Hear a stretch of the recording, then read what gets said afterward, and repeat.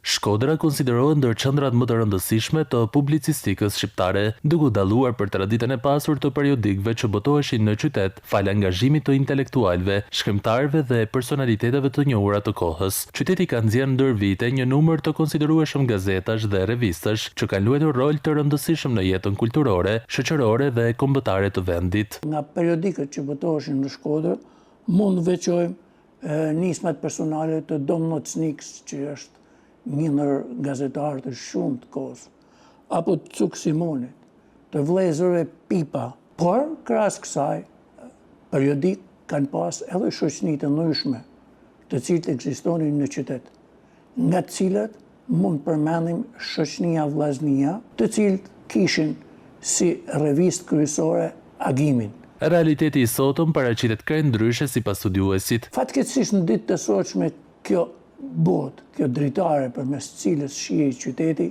nuk ekziston në nalësinë që duhet. Sot në Shkodër revistat janë mjaft të pakta.